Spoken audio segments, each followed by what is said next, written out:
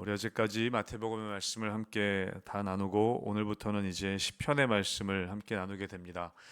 특별히 오늘 이제 시편의 90편으로 오늘 시작하게 되는데요. 시편은 우리 5권으로 크게 나눠져 있습니다. 오늘 이 90편은 네 번째 권수에 해당되어집니다. 그래서 오늘 90편 우리 성경 본문 보시면 알겠지만 제목이 이렇게 되어 있습니다. 하나님의 사람 모세의 기도라고 되어져 있습니다. 시편 90편은 모세의 유일한 시편으로 알려져 있습니다. 오늘 우리가 이 시편을 읽었지만 이 시편 안에는 오늘 90편 안에는 인생의 허무함에 대한 이야기가 기록되어져 있습니다. 여러분 아시는 것처럼 모세는 굉장히 드라마틱한 인생을 살았습니다.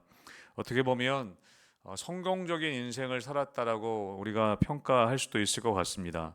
40세까지는 당대 최고의 제국이었던 애굽의 이 바로의 왕자로 살았습니다. 또 80세까지는 목장을 다스리는 목장을 관할하는 사위로 살았고 또 나머지 40년은 이스라엘 백성들을 출애굽시키는데 이끌어가는 지도자로 열심히 하나님의 귀한 리더로 살았던 것을 우리가 알고 있습니다. 우리가 이 모세의 삶을 보면 어렵고 힘든 삶을 살긴 했지만 이 정도면 굉장히 뿌듯하고 또 자부심을 느낄 만한 그런 삶을 살았을 것 같은데 오늘 시편 90편의 말씀을 보면 후회가 담긴 탄식하고 있는 모습을 우리가 보게 됩니다. 10절에 보면 이렇게 되어 있습니다. 우리 10절 말씀 잘하는 말씀인데요. 같이 함께 읽어보겠습니다. 10절입니다. 시작. 우리의 연수가 70이요 강건하면 80이라도 그 연수의 자랑은 수고와 슬픔뿐이요 신속히 가니 우리가 날아가나이다. 아멘. 주로 이 장례식장 갔을 때 참 많이 인용하는 구절이기도 합니다. 오늘 모세는 이렇게 고백하는 것이죠. 우리의 연수가 70이요 강건하면 80이라도 그 연수의 자랑은 수고와 슬픔뿐이다. 내가 자랑할 것은 이 시편은 모세가 거의 인생 마지막 부분에 쓰여진 시로 알려져 있습니다. 그의 인생을 돌아봤을 때 자랑할 것은 수고와 슬픔뿐이라고 그렇게 오늘 고백하고 있습니다. 그렇게 화려하고 성공적인 삶을 살았던 이 모세였는데 이 모세의 고백을 보면 너무 허무하지 않은가라는 생각이 들 정도로 오늘 모세는 자신의 삶의 자랑은 수고와 슬픔뿐이다라고 그렇게 오늘 고백하고 있습니다. 여러분 구약 성경에 보면 야곱을 우리가 볼 수 있습니다. 창세기에 보면 여러분 야곱의 인생을 보면 어쩌면 야곱은 자기가 얻고 싶었던 것들을 다 얻으며 살았던 사람이 야곱이었습니다. 형의 장자권을 빼앗고 또 사랑하는 사람과 어쨌든 결혼하고 아내 넷과 또 12 아들만 12를 또 거느리고 또 큰 부자가 되어서 살았던 사람이 야곱이었습니다. 그런데 야곱이 마지막 노년에 이 바로 왕 앞에서 그가 뭐라고 고백했냐면 나의 인생은 험악한 인생이었다라고 그렇게 고백하고 있습니다. 여러분 우리는 우리의 인생의 마지막에 뭐라고 고백할 수 있을 것인가? 오늘 모세는 자기의 삶을 돌아볼 때 자랑할 것은 수고와 슬픔뿐이라고 고백하고 있고 야곱은 자기 인생을 돌아보면서 내 인생이 참 험악한 인생이었다라고 고백하게 되는 것인데 여러분의 인생은 혹시 마지막에 어떤 고백을 하시게 될 것 같습니까? 여러분 모세는 오늘 보면은 12절에 이렇게 또한 고백하고 있습니다. 기도하고 있습니다. 여러분 12절 말씀도 같이 함께 우리 읽어보겠습니다. 12절입니다. 시작. 우리에게 우리 날 계수함을 가르치사 지혜로운 마음을 얻게 하소서. 아멘. 하나님께 모세는 이렇게 기도하고 있습니다. 우리의 날 계수함을 가르치셔서 지혜로운 마음을 얻게 해 주십시오. 여러분 다시 말하면 뭐냐면 자기 나이를 제대로 알고 지혜롭게 살게 해달라고 고백하는 것입니다. 우리의 나를 지금 내가 살고 있는 지금 나를 잘 계수할 수 있도록 어찌 보면은 나이대로 살 수 있도록 그렇게 기도하고 있는 것 아닌가 보게 됩니다. 여러분 무슨 이런 기도를 하나 우리가 생각할 수 있겠지만 여러분 사람은 자기 나이대로 사는 사람이 별로 없는 것 같습니다. 우리가 어렸을 때는 보면 중고등학교 때나 저희 아이들도 보면 그 나이대로 살아가는 게 아니라 더 나이 든 모습, 자기보다 더 나이 든 사람으로 대접받기를 원하며 살아갑니다. 어렸을 때는. 여러분, 그런데 우리가 돌아보면 30세쯤 넘어서 사는 사람들 보면 자기 나이보다 덜 평가받고 싶어하는 분들을 보게 됩니다. 지금 나이 때보다 덜 평가받으면 우리가 좋아하게 되죠. 사람들은 어쩌면 자기 나이대로 잘 살지 않는 것 같습니다. 어렸을 때는 더 나이 들어 보이기 원하고, 또 우리가 나이가 들면 덜 나이 든 것처럼 평가받고 싶어하는 것이 우리들의 모습이라는 것이죠. 여러분, 우리의 삶을 돌아봤을 때 많은 어른분들이 말씀하십니다. 정말 쏜살같이 지나간다. 나이 연수대로 그렇게 키로수로 차가 가는 것처럼 느껴진다라고 말씀하시죠. 여러분, 여러분도 돌아보시면 청년 때가 정말 엊그제 같지 않으셨습니까? 20, 30대 우리가 살았던 때가 정말 엊그제 같은데, 여러분 10년, 20년, 제가 우리 어르신들 앞에서 제가 나이를 이야기하는 게 참 송구하지만 여러분 10년, 20년이 참 금방 지나가는 것 같습니다. 정말 엊그제 같은 그런 날들인데 우리의 날은 금방 그렇게 쏜살과 같이 지나가는다는 것입니다. 그런데 우리가 그것을 잘 알지 못한다는 것이죠. 지금이 참 귀한 날인데 우리가 그날을 알지 못하고 지나가 보면 그 이후의 삶이 후회만 남게 되는 삶이라는 것을 우리는 경험하게 됩니다. 여러분, 모세가 그렇게 오늘 고백하는 것이죠. 자기의 삶을 돌아봤을 때, 또 다른 사람들의 삶을 돌아보니까 자기의 날을 셀 줄을 모른다는 것입니다. 그래서 다 후회가 남는 삶을 사람들은 살아간다는 것을 이야기하고 있습니다. 제가 어떤 시집에서 이런 글을 본 적이 있습니다. 그 시의 제목이 무엇이었냐면 신과의 인터뷰였습니다. 신과 인터뷰하는 그런 가상의 이야기를 시로 표현한 것인데요. 시의 내용이 이렇습니다. 내가 물었다. 인간에게서 가장 놀라운 점이 무엇인가요? 신이 대답했다.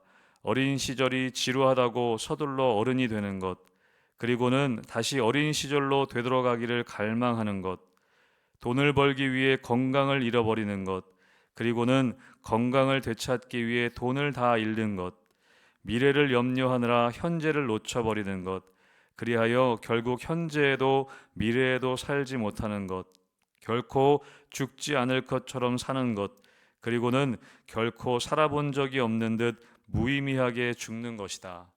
그렇게 신과의 인터뷰의 내용을 이렇게 기록하고 있습니다. 여러분, 우리의 삶을 그대로 이야기한 것이 아니겠습니까?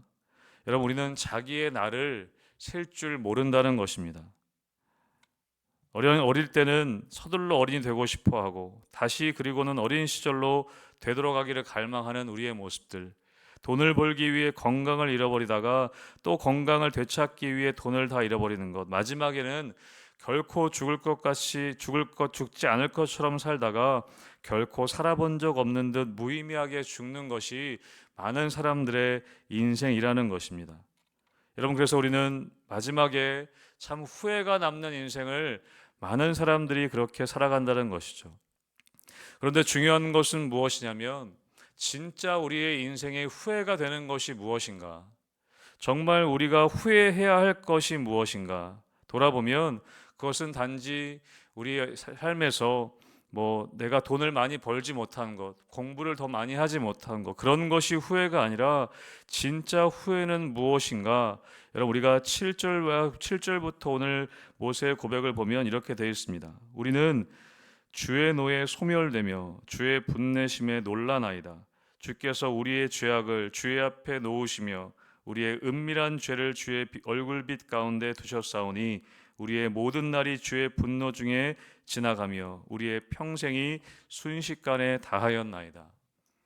여러분, 우리가 정말 후회해야 할 것은 무엇이냐면 하나님 앞에 은밀한 죄를 짓는 것이라고 오늘 모세는 기록하고 있습니다. 그 하나님을 만났을 때 우리의 삶의 모든 죄가 드러나게 된다는 것이죠. 우리는 그것을 알지 못하고 살아가는 인생이라고 오늘 모세는 기록하고 있습니다. 우리가 사는 날을 계수할 줄 모르기 때문에 우리 앞에 무슨 일이 펼쳐질지 알지 못하기 때문에 우리의 인생 가운데 죄를 지으면서도 은밀하게 죄를 지으면서도 아무것도 아닌 것처럼 넘어가는 우리의 삶을 돌아보게 된다는 것이죠. 여러분, 우리가 정말 우리의 날수를 계수할 줄 아는 지혜라는 것은 무엇이냐? 우리가 마지막 날에 하나님 앞에 서게 될 것을 아는 것이라는 겁니다. 그래서 우리의 삶에 죄를 짓고 살아가는 것, 그 모든 죄가 하나님 앞에 드러나게 된다는 것, 사람들은 그것을 알지 못한다는 것이죠. 그래서 여러분, 오늘 시편 90편은 앞부분에 이렇게 시작하고 있습니다. 1절과 2절에 보면 이렇게 시작합니다. 주여, 주는 대대에 우리의 거처가 되셨나이다. 산이 생기기 전, 땅과 세계도 주께서 조성하시기 전, 곧 영원부터 영원까지 주는 하나님이시니이다. 여러분, 오늘 모세는 뭘 고백하고 있습니까? 우리가 하나님을 바라볼 수 있는 눈이 열려져야 한다는 것입니다.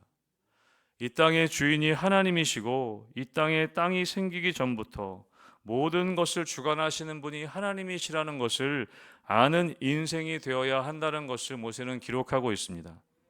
그래서 3절과 4절에 뭐라고 얘기합니까? 주께서 사람을 티끌로 돌아가게 하시고 말씀하시기를 너희 인생들은 돌아가라 하셨사오니 주의 목전은 1000년이 지나간 어제 같으며 밤의 한순간 같을 뿐임이니이다. 그리고 6절에도 이렇게 얘기합니다. 푸른 아침에 꽃이 피어 자라다가 저녁에는 시들어 마르나이다. 우리는 주의 노에 소멸되며 주의 분내심에 놀라나이다. 우리의 인생이 이렇다는 것이죠. 아침에 피었다가 저녁에 져버리는 풀꽃과 같다는 것을 알아야 한다는 것입니다. 우리의 인생이 얼마나 짧으며 얼마나 허무하며 하나님 앞에 심판이 있다는 것을 알아야 한다는 것, 이것이 지혜로운 인생이라고 오늘 모세는 우리에게 말씀해주고 있는 것이죠. 그래서 모세는 13절에 와서 이렇게 고백합니다. 이렇게 기도합니다. 여호와여 돌아오소서. 언제까지니까 주의 종들을 불쌍히 여기소서. 우리를 불쌍히 여겨달라고 모세는 간청하고 있습니다. 이런 모세는 지금 광야에서 광야 40년을 이제 마무리하면서 이런 시편을 쓰고 있는 것입니다. 여러분, 이 기도는 하나님의 긍휼하심을 경험한 사람만이 드릴 수 있는 기도입니다. 하나님의 은혜를 구하는 기도인 것이죠. 하나님, 우리를 불쌍히 여겨 주십시오. 이 광야 가운데 있는 이 이스라엘 백성들을 주님 불쌍히 여겨 주십시오. 긍휼히 여겨 주십시오라는 그런 기도를 하고 있는 것입니다. 사랑하는 성도 여러분, 우리의 인생은 여러분 언제든지 주님 부르시면 가야 할 인생이라는 것을 우리는 알고 있습니다. 여러분, 마지막에 주님 앞에 섰을 때에 우리가 후회가 남지 않도록 늘 우리 매일매일 삶 가운데 우리를 다스리시는 분이 하나님이시라는 것을 우리가 기억하면서 하나님, 우리에게 우리 날 계수함을 가르치사 지혜로운 마음을 얻게 하소서.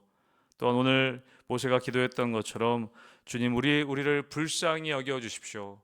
여러분, 우리의 삶에 오늘 아침의 기도가 이러한 기도가 되기를 주님의 이름으로 축복합니다.